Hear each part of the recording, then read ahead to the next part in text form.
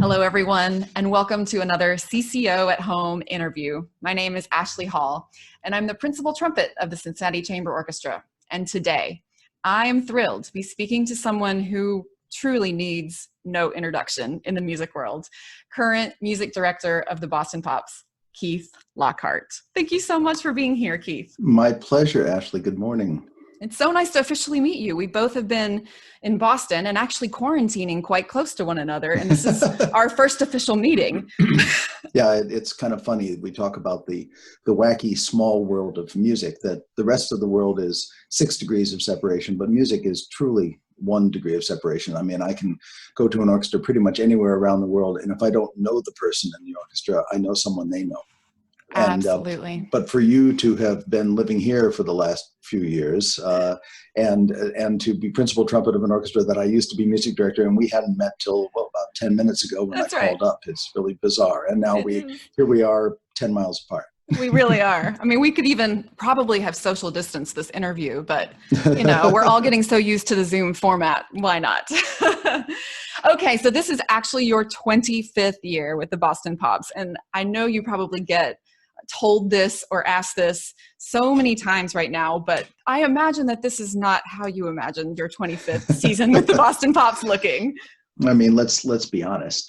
Did anyone imagine, if you go back just 2.5 months and said, you know what you're going to be doing 2.5 months from now, you would have just, you would have said the person was crazy. No, I actually completed my 25th season with the orchestra last year because I started in 95. So 2019 was my 25th year. So they decided to celebrate it in 2020 because that sounded better. I suppose that was our first mistake that we put off the celebration. But as I was about to begin my second quarter century as conductor of America's orchestra, the rug got pulled out pretty seriously. I'm sure all of us have our stories about where we were, but I had I did a concert in Paris on the night of March 7th with the BBC Concert Orchestra that I just rolled off being principal conductor of. And then I escaped the next day. The French government banned such gatherings. I escaped to Sarasota. I started rehearsals. Jeremy Dank doing the Beethoven Fourth Piano Concerto and Bartok Concerto for Orchestra. I got through the first performance, and then they closed all the venues. That was on Friday the 13th, the aptly named Friday the 13th. Yes. Got back here. My wife had already come to our small summer house out on Cape Cod, and I picked up the other car and the stuff she couldn't fit into the car, and came and joined them, and that was now 9 weeks ago. Wow. Oh, yeah. So no, it isn't how I expected to spend my 25th. We've been slowly at the Boston Symphony canceling kind of one thing at a time. I mean, hoping that reality will shift. That started with the BSO's tour to Asia. Then it was the rest of the BSO's subscription season. Then it was the Boston Pops season. Then it was the 4th of July, which of course is a huge news thing here because it's such a major, it's a sociological phenomenon more than it is a concert. And then just last week with canceling Tanglewood. None of these things came as great surprises, but each one kind of feels like being kicked in the gut again. And Brevard too, you're music director of Brevard, and that was canceled a little while ago. So you've known about that one. We canceled fairly early on. We canceled in the beginning of April, I believe, because, and I think that was the right thing to do. All the other organizations have canceled after that. We kind of wanted to be out there in front of it a little bit and give our faculty and the people who are affected by that a little time to adjust to it. But it's been hard. And in the situation with Brevard, as opposed to the Boston Symphony, as of course, like the Chamber Orchestra, Brevard has very few full-time employees and a lot of people who come together to, in this case, work very intensely for 8 weeks in the middle of the summer. Exactly. So as opposed to the BSO, which has to find something to do with several hundred people whom they are supposed to pay all the way through the year. Exactly. So it's been, it's tough for all performing arts organizations and all in different ways, I suppose. It is. I mean, I know that you guys have been putting out some really meaningful content right now. I think of the Summon the Heroes, the video that's really gone viral and was such a beautiful tribute to workers that are on the front lines. What else are you doing as music director to sort of keep the momentum and the hope and to create meaning right now? Well, as as I think we said earlier, there is no more pointless job than being a conductor in the current situation, because conductors don't have their own voice. Conductor's voice is based on the combination of many, many separate voices of talented musicians. And so without that, I mean, you can, Yo-Yo Ma can play a solo recital from his basement, but I can't play a solo recital. I am actually rediscovering my piano chops in a way that I haven't in several years, just because I think all of us as musicians feel the need to still be able to express, put it out there. We have established a rather extensive online presence called Pops at Home, which is picked up where the BSO at Home ended in May. And this is, of course, when the pop season would normally have been occurring. And it is pretty much 7 days worth of content. We're mining the archives quite a bit. We've gotten permissions to relicense and re-up various video content that dates all the way back to Arthur Fiedler's time. Our musicians, everybody doesn't quite know what to do, but everybody is very willing to help. Our musicians have been doing at-home videos, some of which are kind of curated by me. I'm having a conversation later this week with Gus Sebring, the principal horn of the Boston Pops, who has an amazing electronic music studio and all these wonderful toys, and spends a lot of time composing, arranging, doing film scoring, that sort of thing.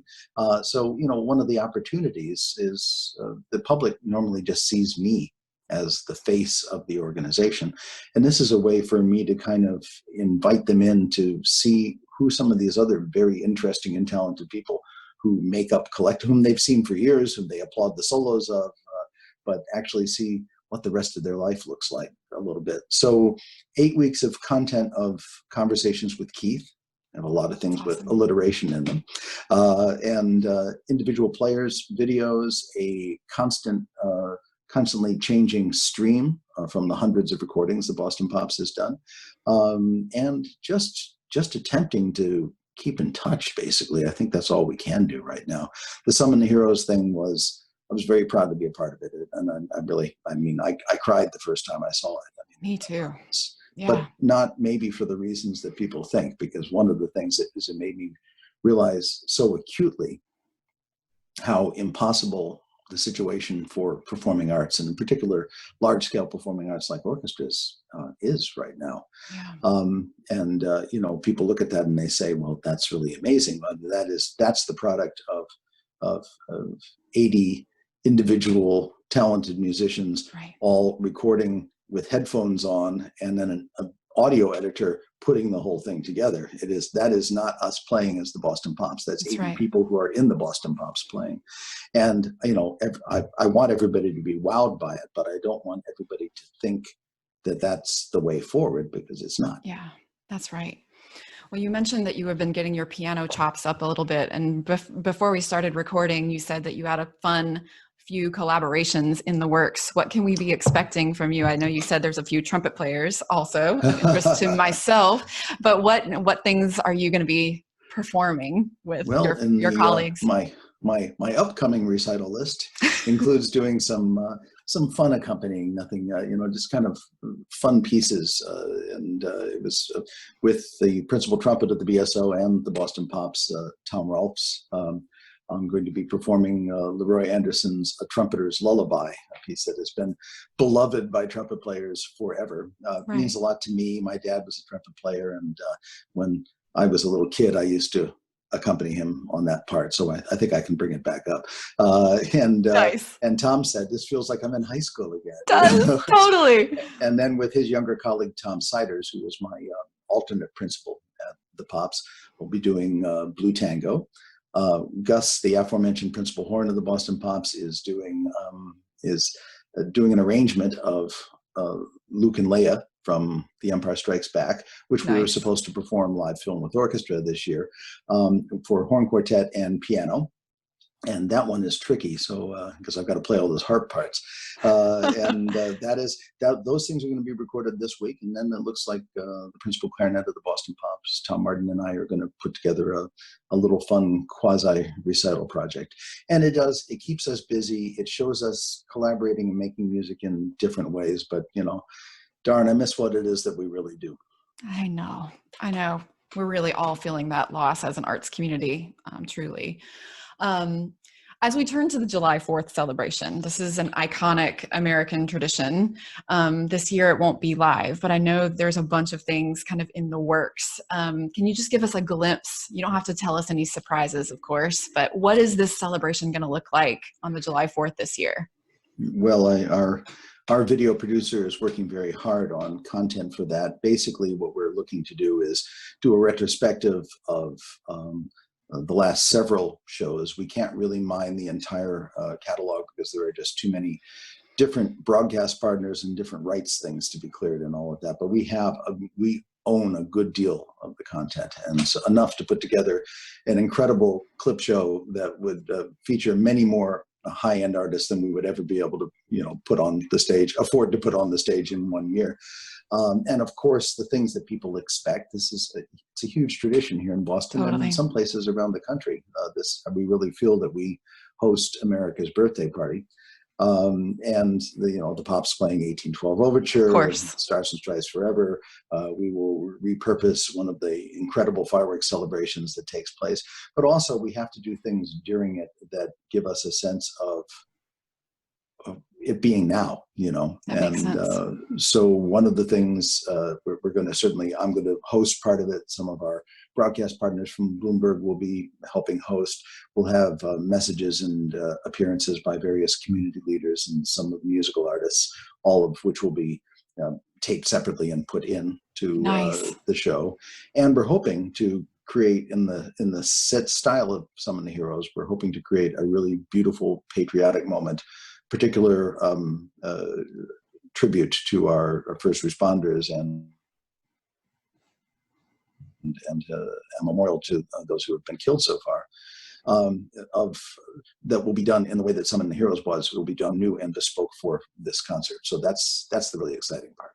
That's awesome.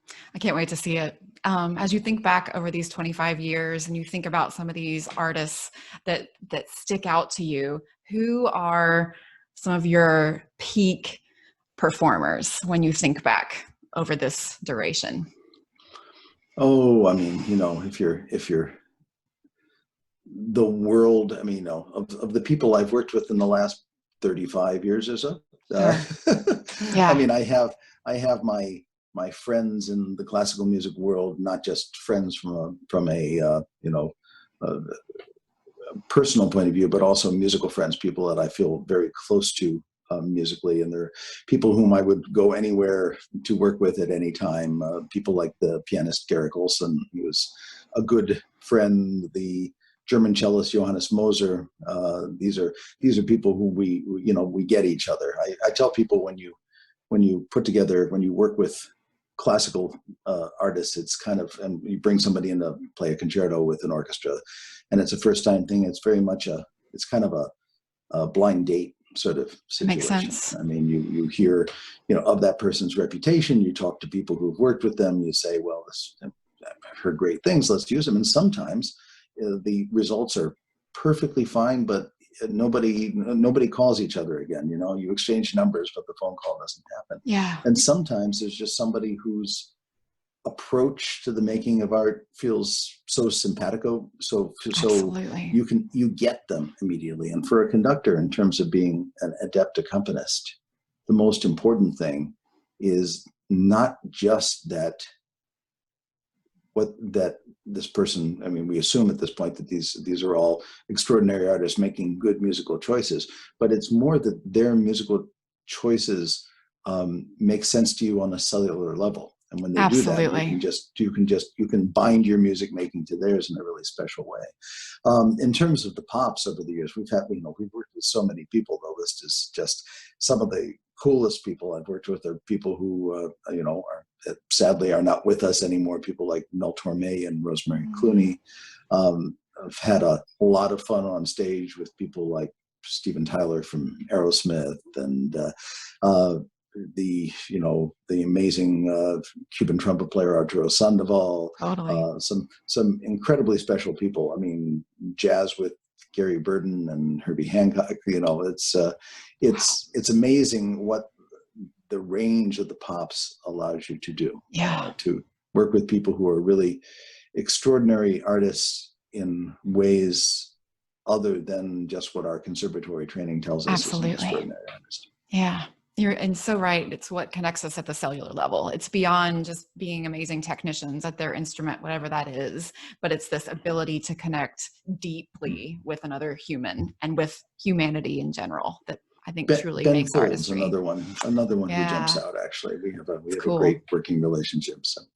So cool. All right. So now it leads me to a question around bucket list artists. Is there anyone or groups that you think, man, I want to work with them in my lifetime?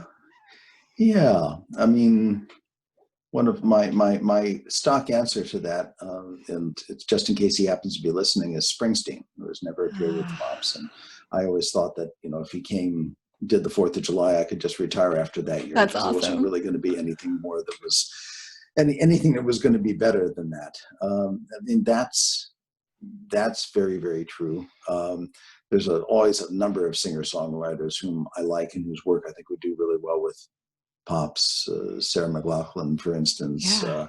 And for one reason or another, and some artists are not really into dabbling with the orchestra thing. It's a very different thing. It's outside of their comfort zone, and they have to be really interested in going there. Jamie Cullum, the British jazz pianist and singer, would be another one on that line. On the classical side, I mean, I've worked with so many wonderful artists. It's really kind of hard to think, and I don't want to offend the other ones, but I suppose Leopold Janssens would be a favorite. The pianist whose work I greatly admire, and I've not had the chance. Wow, thank you for that.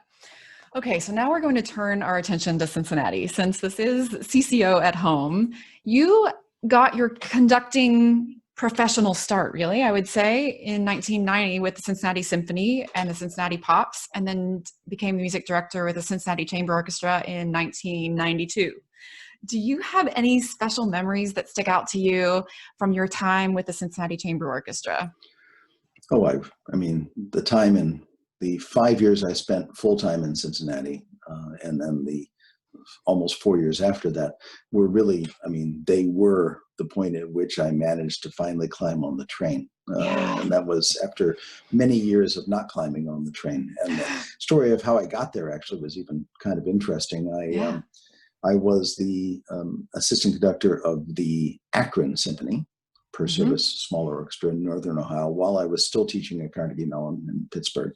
And the person who had been the general manager there was hired as the operations director of Cincinnati, and came down there, and they had been spending an entire year trying to find a new associate. And they had failed because the music director at the time, Jesus Lopaskopos, was a big Democrat. And he wouldn't hire anybody who didn't get over a 50% thumbs up from the orchestra. And I don't know if you've been around orchestras a long time, but it's hard to get 50% of an orchestra degree on pretty much anything. And so in desperation, because I had already put my hat in the ring and been roundly rejected because I didn't have management and that sort of thing at that time. And so they went around to their senior management and said, "Are we missing anybody?"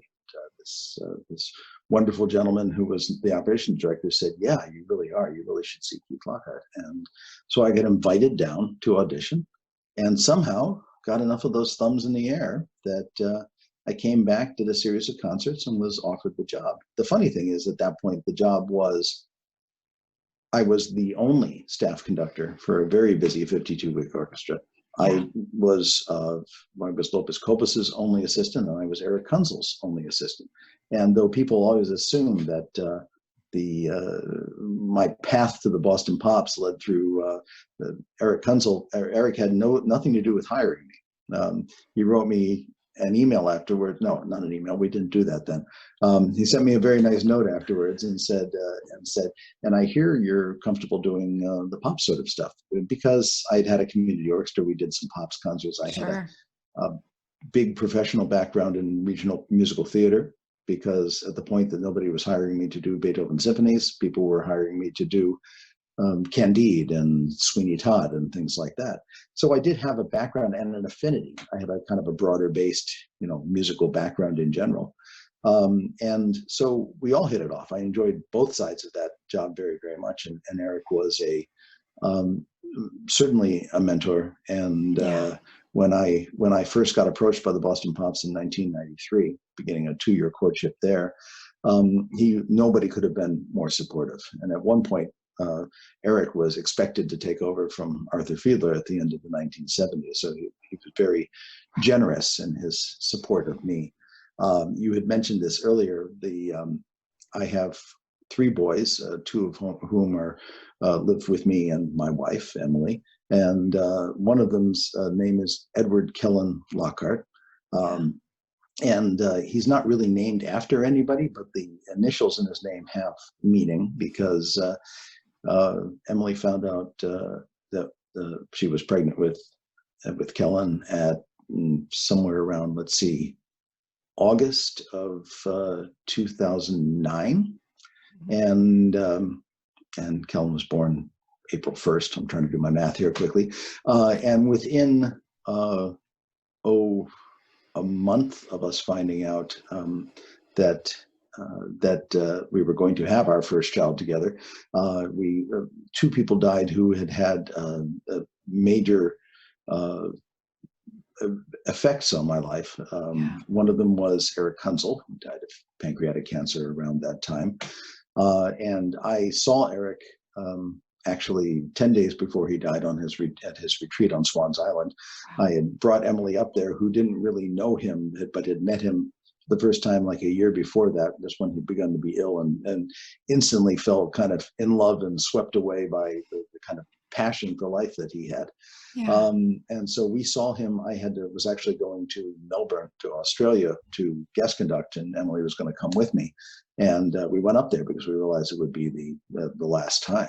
So there was that. And since I've been in Boston, I had the great pleasure to be able to say I had the friendship of Ted Kennedy, who, is such a looming figure in what he has done for American society, and of course was part of a family of gods in the greater New England area. Ted loved music and loved the Boston Pops, and used to come quite a bit, and we got a friendship out of that. My wife is a political junkie and a lawyer, so the 2 of them had tons to talk about, and some of my most fascinating Boston memories are dinners at the Kennedy compound in Hyannisport with the couple of them, and then playing while he and Vicky danced to like Lerner and Lowe tunes at the piano. So anyway, and that death happened while we were in Australia, New Zealand, so between those 2, the EK thing, Edward Kennedy and Eric Kunzel, came through, and Kellen seems to be okay with that. He didn't know the 2 people, but he does know who they were. Wow, what a beautiful story! Gosh, how old are your sons again? You have well, my oldest will be 17 this summer.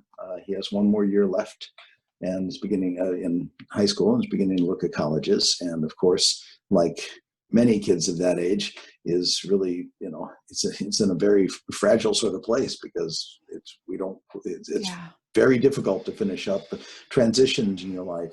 I look at these kids. I mean, I look at my younger 2, who are 8 and 10 in 2nd and 4th grade, and and I'm worried for them, not so much about contracting the virus, more just about what this is doing from a socialization point of view. Sure. To people like that. I mean, the curriculum at school is easy for them to keep up with. They're both very smart, and they've got two parents at home who are very concerned with those things, and that's not a problem. But it's the human contact, it's the socialization skills, which are at least half of what you learn in school. That's right. Yeah. And for people like my oldest son, Aaron, making big transitions in their life and growing up with this hanging over you. I mean, everybody, I suppose, has their own story and their own lists of concerns, and we're luckier than most, but there's a lot of things, a lot of effects that are going to go way beyond the vaccine. It's really true. Yeah, it's really true. Well, this for me has been such a beautiful and incredible celebration of an extraordinary career that you have had. And it's been a joy for me to get to hear directly from you and hear some of your stories, which Anne, our person with the Cincinnati Chamber Orchestra, is convinced that you must write a book with all of these stories. Because I know I've known Anne since 1990 now, so that's like 30 years. And I love the Chamber Orchestra. I should say it was my first music directorship of a professional organization. I learned so much there. I did so much great rep. I had so much fun with them. At the point that I started with them, Memorial Hall on the other side of the parking lot for Music Hall was shuttered and was being used for storage. And we got somebody from the county to open it up and give us the keys. And we sparked the renovation of that hall, which allowed it to be used as a venue and became our primary performance venue for many years. And I really miss a lot of my friends and colleagues in Cincinnati. Haven't seen them for years. So anybody who happens to be watching this, hi, I'm still here. Let's make music together again someday. Definitely. What a delight. Thank you so much, Keith, for taking this time to talk to us today. My pleasure, Ashley. Thank you. Sure.